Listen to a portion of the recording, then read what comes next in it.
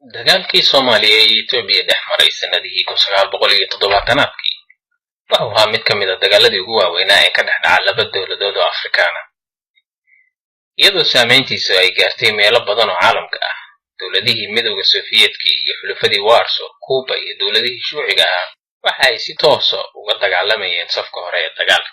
Dagaalka ayaa waxa ay Soomaalidu ku qabsatay dhul aad u fara badan, hase yeeshee markii ay ciidamada Soomaalidu guulo waaweyn gaareen ayaa waxaa dagaalkaas si toos ah u galay ciidamadii midowga Sofiyeetka, Yemen, Cuba, Liibiya iyo kuwo kale.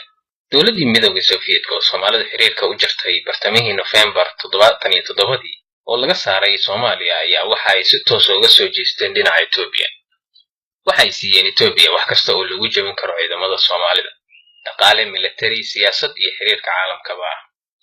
isla markiiba waxay Sofiyeetku u soo rareen Itoobiya diyaaradaha dagaalka ee MiG-17, MiG-21, taangiyada T-54 iyo T-55, helikobtaro waaweyn oo nooca xamuulka ah, baabuurta waaweyn, noocyada gantaalada BM-21, gantaalada ka hortaga taangiyada iyo hub noocyadiisu kala duwan yahay oo aad u fara badan, taasoo lagu qiyaasay adduun gaaraya balaayiin dollar.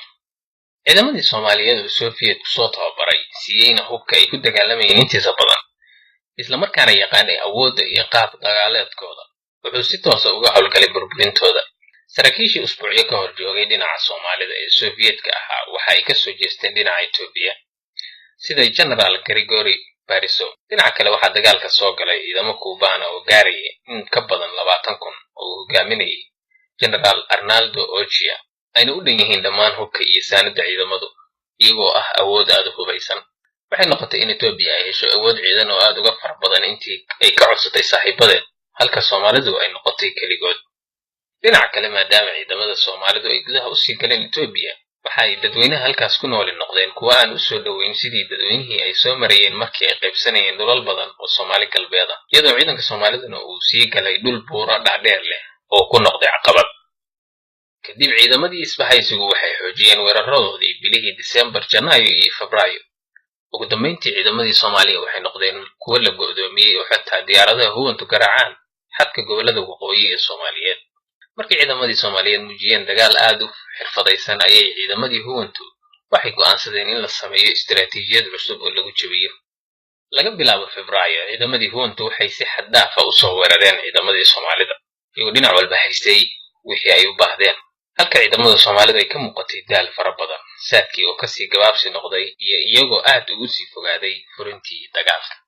waxaa intaasi dheeraa iyadoo isbahaysigii huwantu ay dhinaca xiriirka caalamka uga dheereeyeen dowladii Soomaaliyeed, una tuseen caalamka dowlad gardarro ku qabsatay Itoobiya.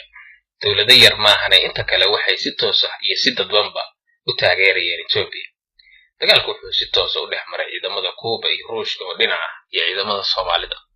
waxay ku soo daabuleen ciidamo iyo hub diyaarado waaweyn oo Sofiyeetku qaada hubka waaweyn iyo ciidamada, waxayna ku daadiyeen ciidamo wax walba u dhan yihiin gadaasha dambe ee dhabarka ciidamada Soomaaliyeed.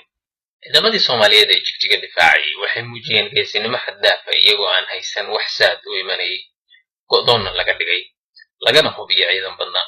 ciidamadii Soomaaliya ee gudaha Itoobiya ku jiray waxay ku qasbanaadeen inay dib uga soo baxaan dhammaan goobihii ay qabsadeen, gaar ahaan jigjiga oo ahayd halkii dagaalku ugu qaraaraa.